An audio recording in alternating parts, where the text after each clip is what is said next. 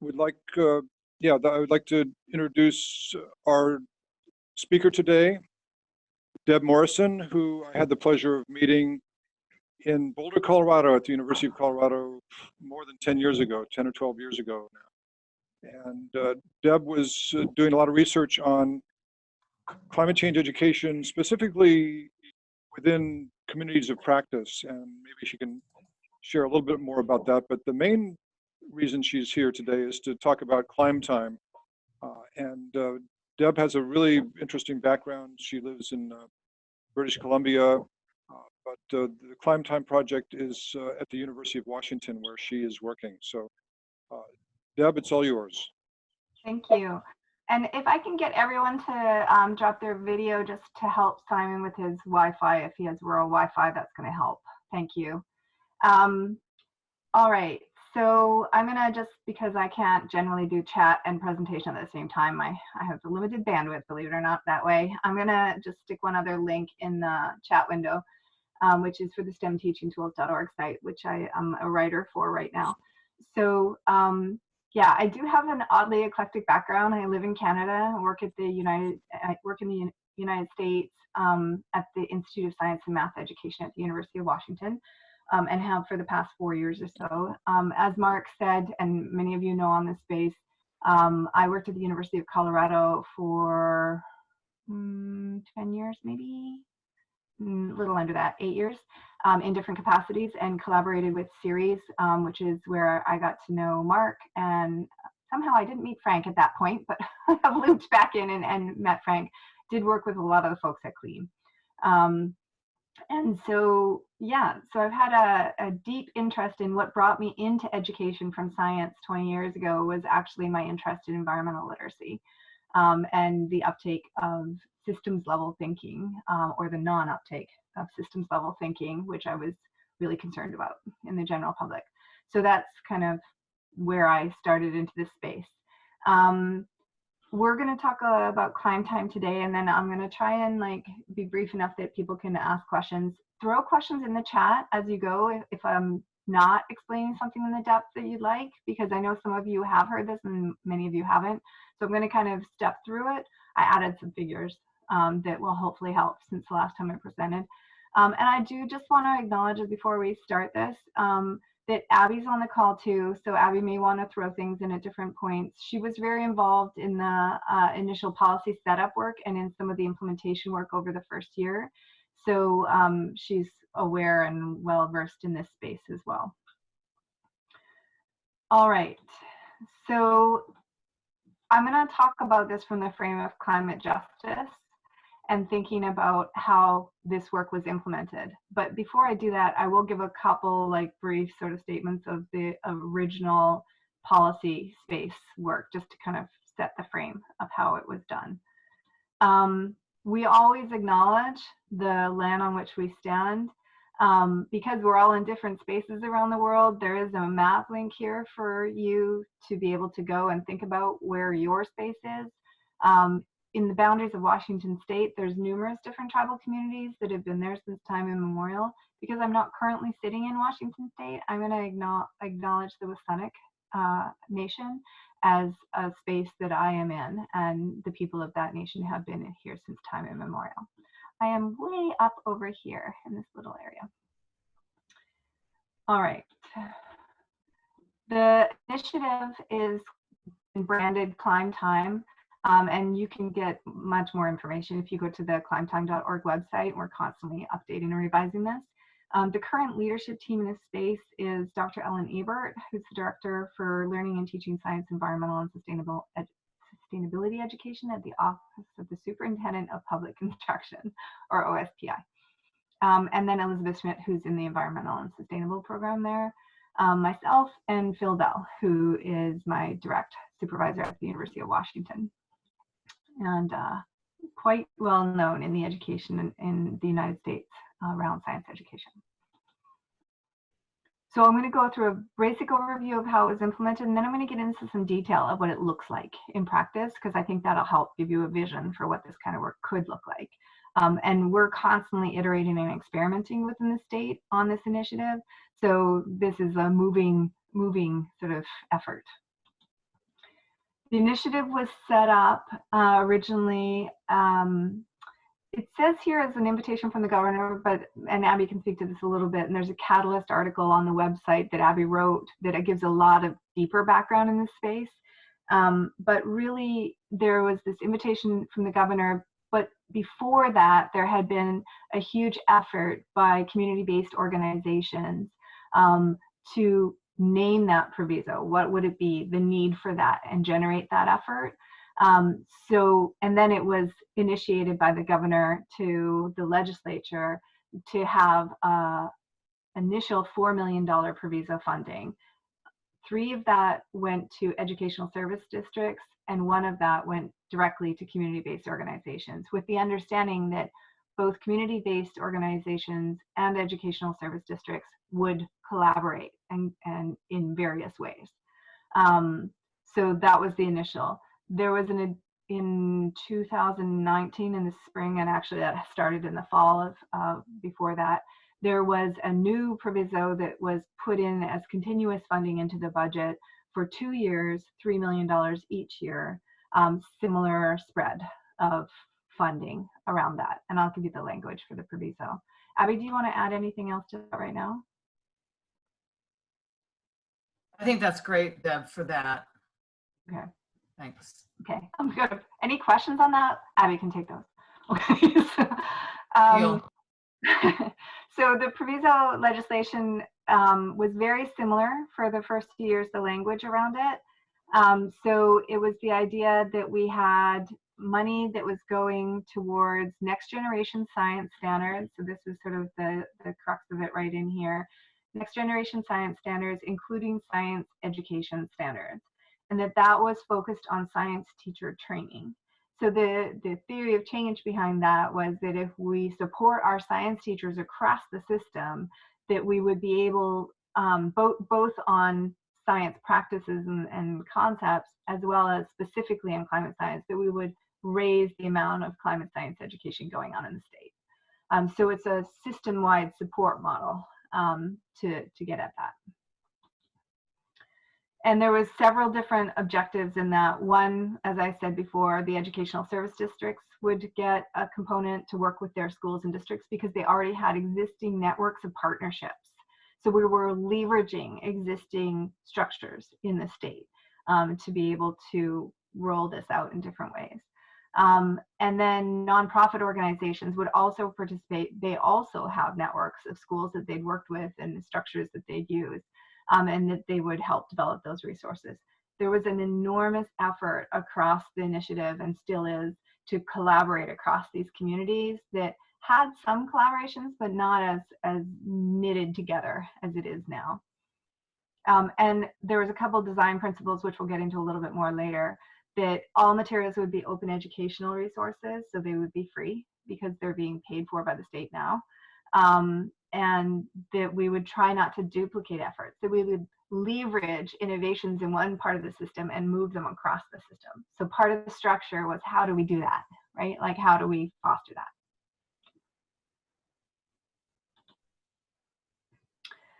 So in terms of audiences, the Proviso also stated that we're really trying to serve folks who have been historically underserved by science.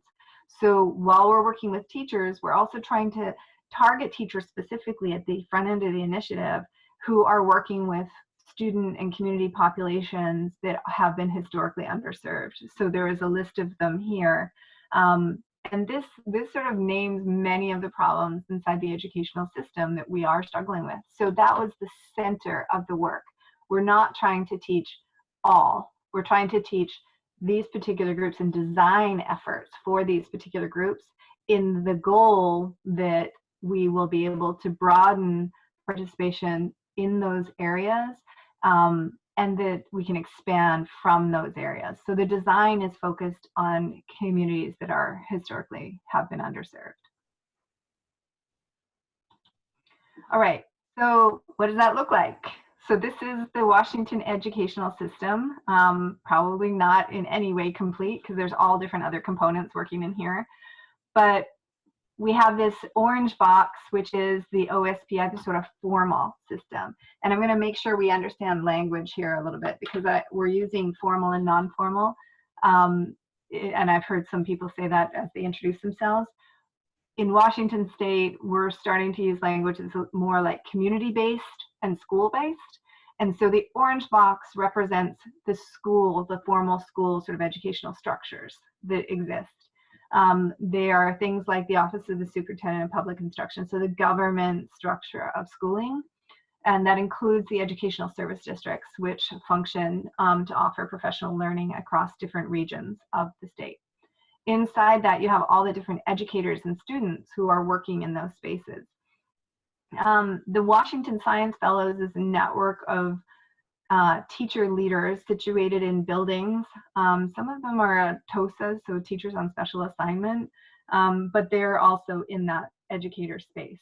They are coordinated across ESTs and the OSPI, so they're kind of another tier of leadership in the state.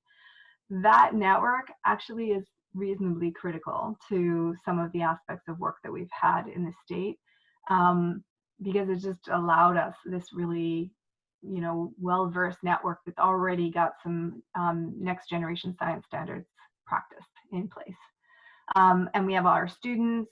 Also over on this side, we have different methods of evaluating, which I'll name later, and different reporting that we have. So we have some formal structures that we're iterating with on this side. Sort of crossing over this space, we have community-based organizations, universities, business, local governments that are starting to play into the space.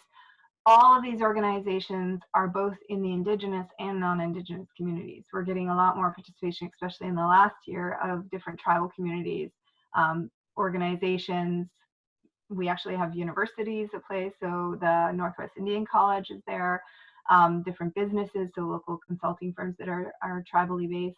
So this list includes tribal communities, but different entities among tribal communities. And then we're all focused on educators with the intent of impacting students. So this is sort of our idea of community change. From all of these organizations, there's these different resources I've iconized as different little paper. Sometimes they're paper, sometimes they're other types of things. So there's different resources moving around, which are part of the system as well. So into that system, we have all of these different projects that were granted money through the ClimeTime effort. And some of them are these educational service districts, some of them are these community-based organizations.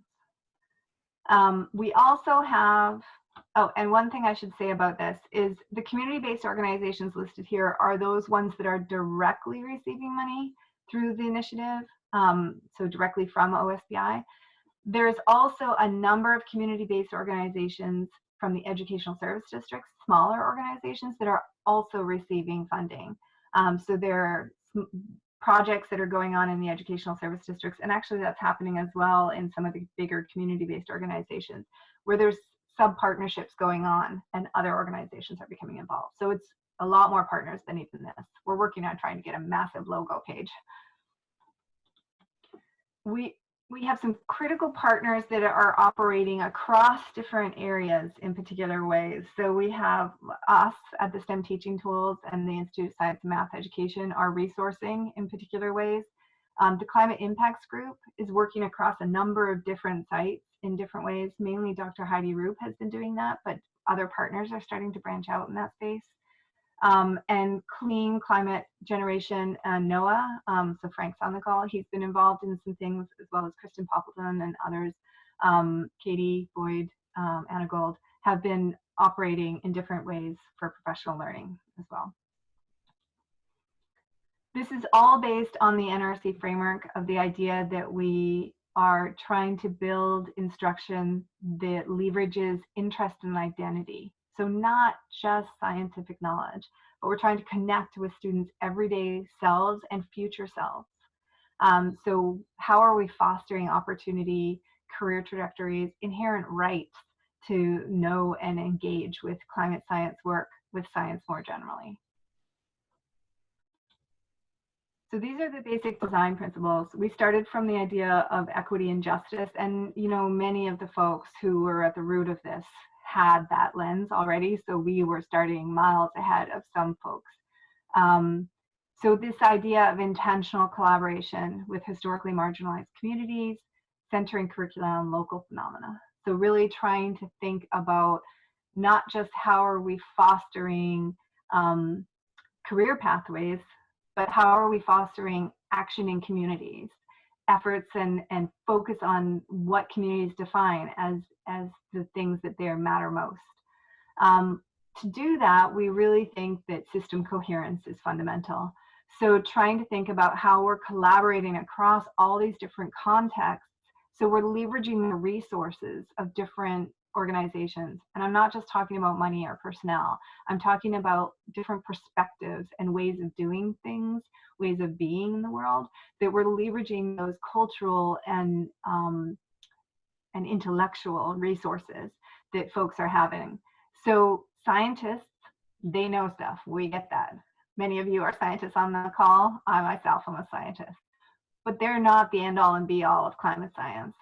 Tribal communities have deep histories in place and knowledge. And how do we leverage their assets into this conversation as well? Youth have incredible thoughts about activism and engagement. How do we leverage that into the initiative? Community-based organizations that have been doing outdoor-based or community-based education, environmental education, have a really long history of community engagement and action. How do we leverage that? So we're trying to leverage all of those different assets into the initiative and trying to make it coherent for communities that haven't necessarily talked to each other. Part of the way we're doing that is bringing people together in events so 3 times a year the initiative meets, and we for 2 days each time, and we share among us different things that we're learning or trying, challenges we're having, trying to get at that aspect of how are we actually learning from each other. We also sometimes identify we don't know this thing, and so we bring in some expert and do some professional learning on our own as a sort of leadership team across the state, and that includes all of the different grantees and critical partners who we want to just hear and learn with us. Sometimes that's about infrastructuring. So infrastructuring is the idea of how are we actually creating something to address that need that we define? So one of the needs that was defined last year was around challenges educators were facing about the political nature of teaching climate science in the classroom. We're it's a real thing, right? Teachers go into the classroom, especially in our Eastern Washington areas or some of the other areas in the state, which can be more politically resistant to the idea of teaching climate change. And so what is it that we do to help teachers in that space? How do we, educate them, give them some briefs that they can take that are research-based, that they can take to their administration or hand out to their parents? So we've been building and developing those as we go. How do we engage in action-oriented education without it becoming indoctrination? Those are types of things that we're building. So real challenges that folks are facing on the ground, and how do we resource them in clear ways. The other aspect that many folks needed was more around the NGSS component, and this is about equitable classroom pedagogy. So how do we ensure that the practices of science are engaged in ways that really build the cultural capital of all, okay? Some of that's about just lifting student voice, hearing students more clearly and what they're struggling on, and figuring out how to really center learning around that. Again, that phenomena anchoring to things that youth care about and their communities care about, so that they're intrinsically engaged and motivated about the work. And then the last sort of big design principle is around multiple ways of learning. You know what? We don't all learn in a classroom, students or adults. And we shouldn't expect that. We should actually learn in multiple ways. We should learn online for some teachers who can't get subs to go to a release. We should learn outdoors. We should learn like our students learn, so we can actually feel what they feel as they're struggling through some of those different aspects of not knowing and uncertainty. And so these are things that we need to engage educators in, So they have visceral experiences, and then when they go to do that with their students, they've already worked through many of the challenges themselves and been like with peers and experts to help them struggle through those components. All right, so in terms of practice, these are some images off the website just recently. So we have these kind of flags of different things as a continuous learning mechanism for the network. I'm going to give you some examples. So this is the early learning climate science. So the initiative is K-12 focused. It's actually pre-K-12 focused. And so these are some early educators that are able to walk through, and you can see they have all different resources on their tables. They're actually walking through the activities that they will do with students. And they're thinking about how is it that we can engage in these activities, particularly for early learning. So, and I would extend this to most of the elementary wing. We have an enormous number of educators because that's the heavy end of the teaching population. And at the same time, those folks are generalists. They're good at sort of heavily trained around literacy and math and English language, but they're not necessarily trained in science. So they have a lot of questions and insecurities that they are struggling with, and very few experiences to really engage in that learning. So one of the big uptakes has been around how we're supporting those elementary educators. As we know that elementary education, we need to foster that inquiry with science practices in that space. And what does climate science look like in the elementary space has been a big question that we've struggled with. So we don't want to hit doom and gloom. We don't want to foster despair. That's age inappropriate. So how do we actually engage in some of the solution-centered work, some of the deep climate science learning with phenomena that they're seeing in front of them and connecting it to systems thinking without going down a super negative pathway, and yet still be honest and authentic. So this is some of the activities that different folks are doing. This one was engaged in with Pacific Northwest National Laboratory, and it was up in the Bellingham area. And just trying to engage in different activities around energy. I think this one was focused on energy. Whoops, other way. Other ones are focused on different aspects of measurement, data collection. Those are really solid principles to engage in at elementary levels. They're the root at which we build data literacy and climate science literacy. But elementary educators are not getting very many experiences with this. So in this case, this was more than 400 teachers engaging. This was in the Yakima area. And some of these were kits that were from some Smithsonian curriculum. Others were game-based activities to engage youth in kind of perspective taking for different aspects of learning systems and who are different scientists involved in the system, what kind of roles do they have. So a wide variety. All of these projects are available. I'll give you some links later where you can actually look at the resources. This one was geared more at the conceptual and practice-based learning of teachers. It wasn't so strictly curriculum tied. And these were, I think they were called the STEM seminars. So this was one example of a STEM seminar where they are engaged in climate science data around fires. And there was a number of different ones located in different places. One was on sea level rise. And they're about what do educators need to build their own knowledge to feel confident engaging in that type of learning in the classroom. Teachers then took much of this work and started thinking about how they would integrate it into different lessons and units that they already have in their spaces. But it's great because, I mean, I don't know how many other places in the world are having this right now, but we have an increase in wildfires in this region, and it's been heavily impactful for communities. Even out on the West Coast where we're so wet, we've got huge smoke problems in the summer from the wildfires burning in this area. And then again, this is about carbon sequestration. So thinking about like, what is that? What does that mean? And how does it happen? Why is it important as a solution? So what can we do to foster more sequestration? So these are the idea of prevention of climate change versus adaptation to it. That was also something that teachers were engaging with.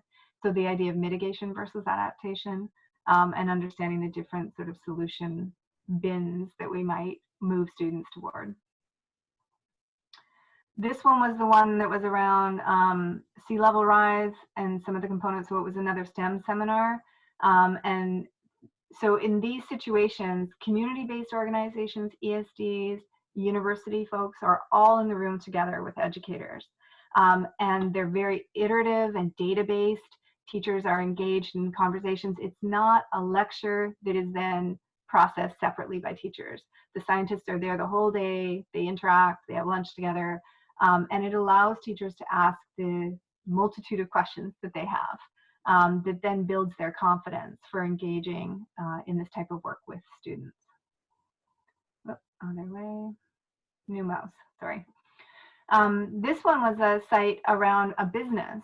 So thinking about oyster farming and how oyster farming is being impacted by ocean acidification. So this was the idea of how are we actually building partnerships with local industry to help educate and think about challenges that we're facing that are also socioeconomic in nature. So that was a huge component that started to weave in. It was in there in the first year, but it started to weave all across the projects in the second year.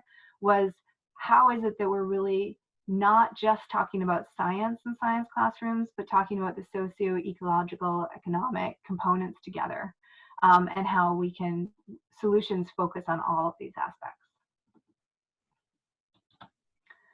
All right, where are we at on time? 40. I don't see other questions. I'm going to pause for a second because I'm going to move into some of the infrastructuring supports that we built. Are there any questions about the examples or the initiatives so far?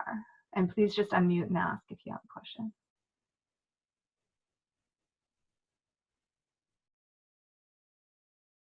Okay. I'm going to keep going then. Yeah, I did have one quick question. Yeah.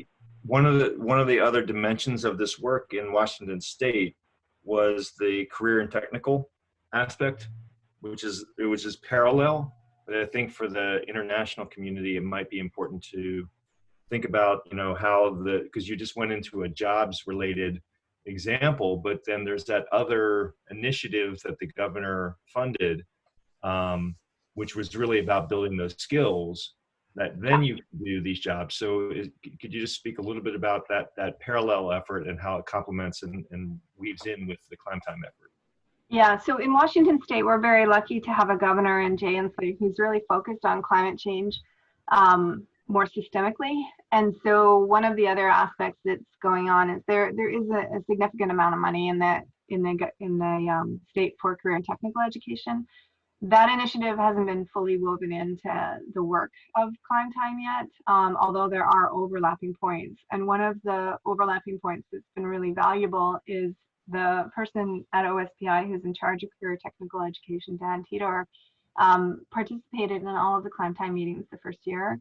And myself and Ellen Ebert, who's on the science side, we participated with Dan in writing a climate change education framework for the CTE. So we are cross-pollinating across the efforts right now in ways that we hope to expand and extend. Particularly next year, the initiative will have a heavy focus on high school efforts next year. And so there might be a lot of different opportunities to connect into more career pathways and work with local businesses in different ways and think about how to get youth out into mentorship programs or other aspects like that. So that's an area that we're really trying to think about and expand, particularly as we start to focus on some of the high school components. Hey, Deb, could I jump in on this one a little bit? Yep. I just put up a link to Career Connect Washington, which is the initiative that Frank is speaking to. This is Abby speaking. And I think what's significant about this and how this is on the way to dovetailing with ClimeTime is that governor's staff that really got behind the ClimeTime initiative, John Altman and a couple of other of the policy staff there had for a long time been part of the environmental and sustainability education community in the state. as well as being very connected to the high-tech industry and also starting up the New Market Skills Center and other sort of apprenticeships and high school to sort of linking centers between high schools and technical options for careers. And the governor and Maud Dadon, who I served with on the governor's STEM Innovation Alliance, traveled to Switzerland and looked at and very much have brought that model back to Washington State. So there really is this international connection, and really looked at how high school students and even going back to middle school and how the curriculum can offer students thinking about what might my path in life and career look like, and not just think of it as graduating from high school and getting a job right away, but that there's this technical education component which very much ties into green jobs and green job futures. And then there's a huge amount of interest on the governor's part in the business community in Washington State around apprenticeships and around providing students, gifted students with early college entrance around the kinds of research that is needed and drawing on our state student population and supporting them, in addition to being a huge draw for researchers and students who want to become researchers in our higher education system. So it is all threading up in that type of a way. Thanks, Abby. And I think that this is a strength of the system, is to try and not duplicate in any one area what is happening in other areas, but to leverage what is happening in other areas and just keep really tightly in touch with each other. And I think that is really a strength of the Washington State system, is Washington folks tend to come and stay. And so they know each other and they have these relationships already. And it's in relationship to each other that they start to build these connections. But even so, before the ClimeTime initiative allowed this funding to sort of really specifically focus and link these efforts, there's still, like, even the ESDs named that, even though they were an existing network among themselves, they didn't as tightly coordinate as they do now, because now they have a mechanism 3 times a year to come together, share learning specifically around this effort, and it's accelerating their work in climate science specifically. So one of the things that happened last summer was one of the ESD folks who hadn't as deeply engaged in some of the climate science work, had been more NGSS focused the first year, really stood up and named that they had shifted the way they were thinking about climate science and were engaging more deeply in that because of what they were hearing from their peers. So it's that peer-to-peer sharing. As we only have like another 10 minutes to talk, I want to make sure we get through some of the other structural components. So I'm just going to whip through some of these components, and then I want to leave some time to talk, because we do have to stop right at 9 my time.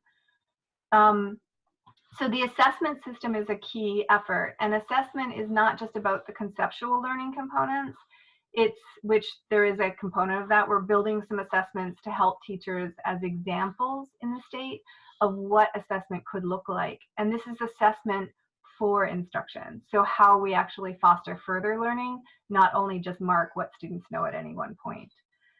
We also are using something called the practical measures.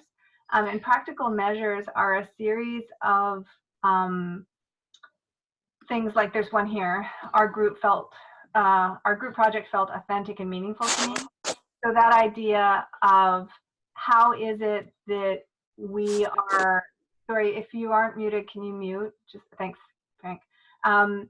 So if we're not only measuring what students learn, we're measuring how they learn.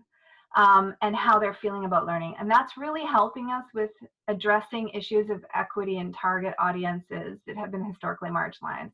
because what educators might perceive is different than what students are experiencing. And so this is a way of actually bringing up the professionalism in educators to really lift student voice and meet students where they're at. So it's this idea of lifting student voice. This was actually a photo from the first year from the STEM Innovation Alliance of students, and there was a number of the ClimeTime students who got to actually present directly to the governor about their work. It was amazing. These are some of the spaces that we have for our backbone of communication. We have, and these are, two of these are, well, all three are public spaces that you can go into and look at. The climetime.org site has links to the other two spaces, so that's the one to remember.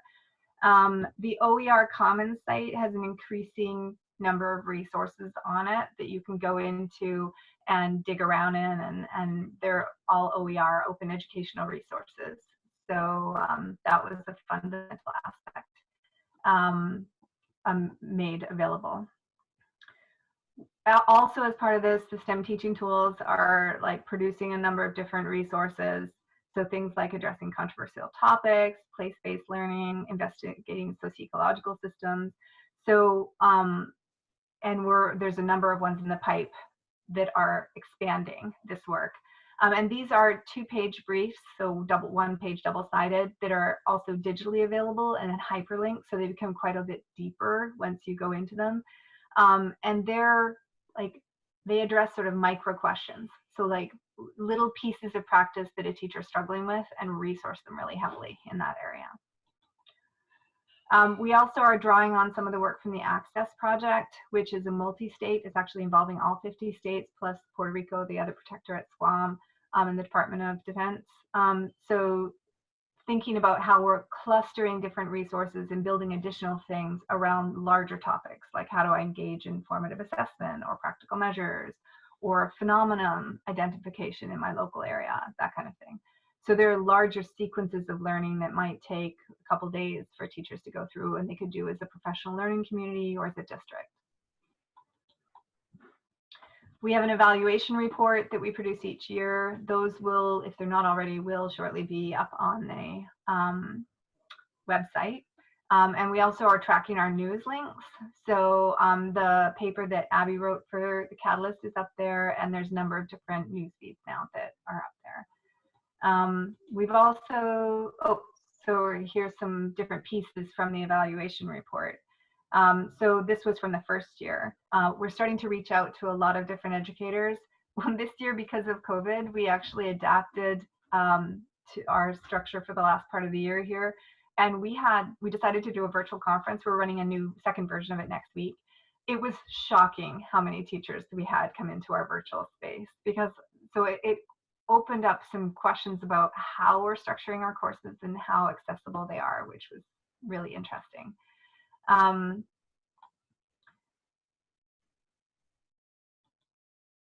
And there are a number of different sort of teacher voice snippets that we have out of our evaluation report, which is really helping. One of the big things that we're seeing teachers name and say is that they really appreciate the opportunity to engage in authentic science practices, because in many of their professional learning environments, they sit and get, but they don't necessarily engage actively. So like structuring our professional learning in that way is really helping teachers see what challenges their students might face and problem solve that with peers before they get into the classroom.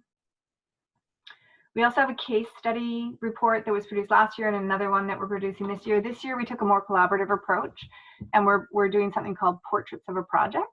And so we have 15 grantees this year who each nominated one of their project pieces, and then we wrote a more in-depth narrative. So it'll look more like a STEM teaching tool, like a 1-page, 2-side with hyperlinks to go deeper.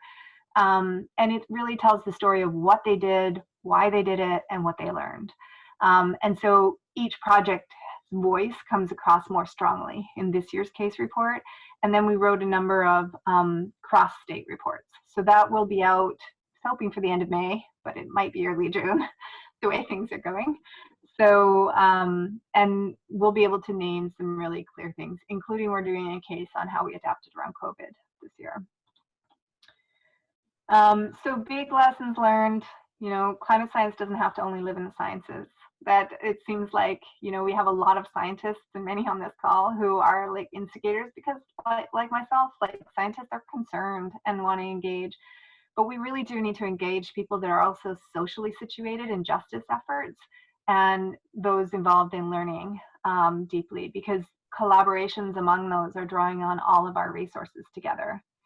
We also need, when we're implementing initiatives like this, to constantly iterate and evolve and localize. We are not trying to create a one-size-fits-all initiative. We are literally trying to do the opposite, where we're trying to contextualize and localize and create mechanisms to do that really quickly and learn from each other. So it's the idea of spreading our learning instead of scaling our learning. We really do want to have students engage in the practices of science. We want that to be a central component, and to have them understand that teams do things together and that talking and learning to work together is a fundamental aspect of the activity of science, especially when we're thinking about climate action efforts in the world today. So we're really trying to think that. And also decenter the stress that teachers have that they have to know it all. I'm a climate scientist and I don't know it all. So why would we expect a teacher to do that?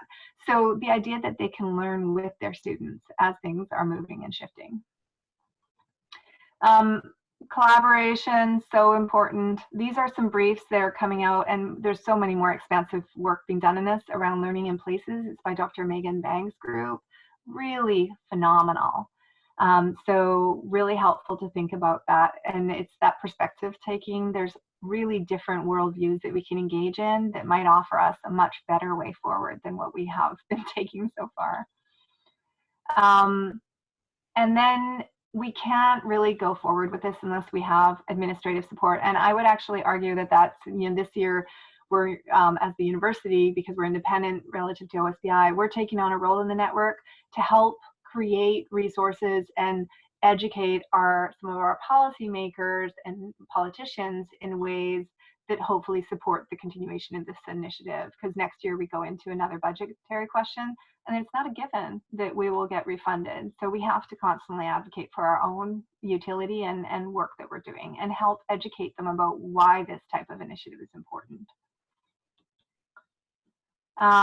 We are extending partnerships with tribal nations. We're actually writing some grants to try and focus more money on those spaces, and some of the ESDs have pooled their funding and given it over to tribal communities next year. And this is the first year that the initiative will actually say not just that it goes to ESDs and community-based organizations, but also tribal organizations. So that was a huge win. And just refining this type of policy and program implementation work as we go. We've been building the plane and flying it, and plane seems a little bit more like a glider now, so we're feeling better about that. You know, really thinking about how we're adjusting and bringing more of the learning around justice into this space across the state, but also into some of the national conversations and international efforts. So we've actually acknowledged that conversations like this are a part of what we need to do, and that's been put on my plate as part of my effort. And extending some of these partnerships and formalizing some of these partnerships a little bit more with some of the other folks in our region is also an effort. All right, and yeah, I'm gonna leave that. We already talked to that one, and so I'm gonna leave it at that. That took a long time. That was a lot of detail, a lot more detail, I think, than I gave. So question here about a little more between the distinction of scaling and spreading. So scaling is a concept that we hear a lot, like somebody does something really cool locally and we're gonna take it and move it to another area. In learning design, we at the Institute of Science and Math Education actually push back against that idea, because we don't think that what worked in one area is gonna work in another area, because every area is different, has its own history and understanding. What we want to learn about any local initiative is why it worked in that area, and what big principles did we engage in that work, and what are some of the structural supports that we used, that we can take those systems and those mechanisms, that infrastructure, and maybe learn from that infrastructure and move it to other areas, but redesign it and like apply it. So we use what's called a collaborative design process to work with our own communities and understand what are our specific concerns and issues. So for instance, in the Pacific Northwest, tribal communities are really critical to our work in terms of justice. If I was in Alabama, it might be communities of color that have been historically marginalized in deep oppressive ways, and those would be different issues that I need to adjust for. So spreading is more the idea of what principles of the work or like large structures are we pulling out and moving to other areas, and maybe visions of the work. So that's why we're doing the portraits that worked in some place, but we can use them as seeds of thought into our new place, but we're not trying to reproduce them in our new place. So I think that's kind of the idea. And that's the idea that I would have globally too, is how do we take these visions of work in the world and not say they are gold standard or best practices. Those types of terms make me crazy, but say that these are things that worked in this area because of these types of principles. What could be done in our area, and how do these ideas make us think about things in our own area? What resources we have to draw on.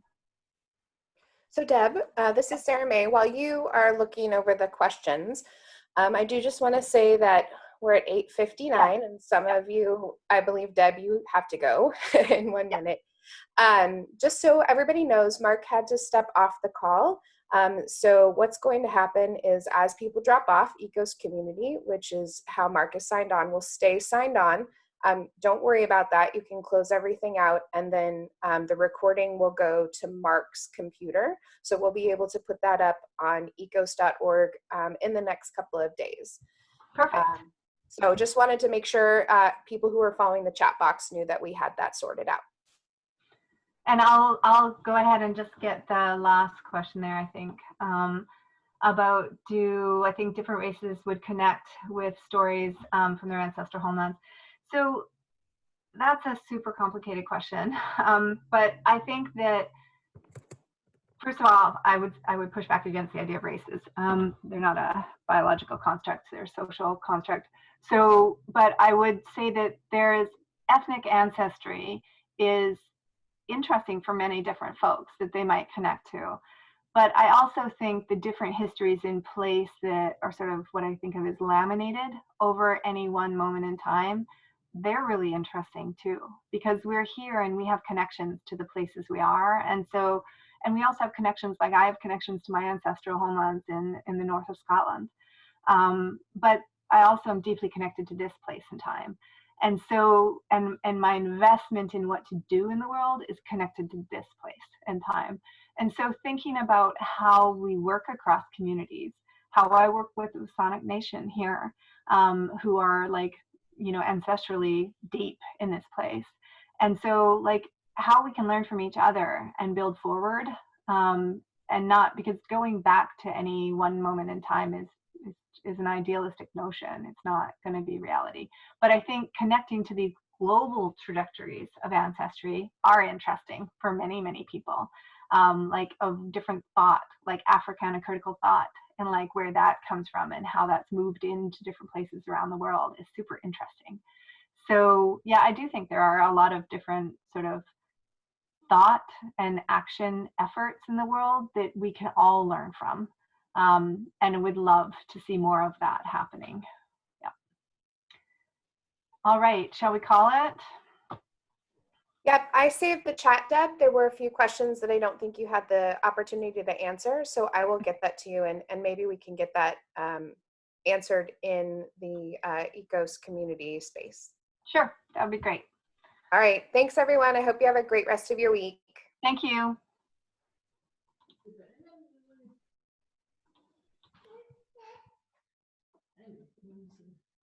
Should I say that?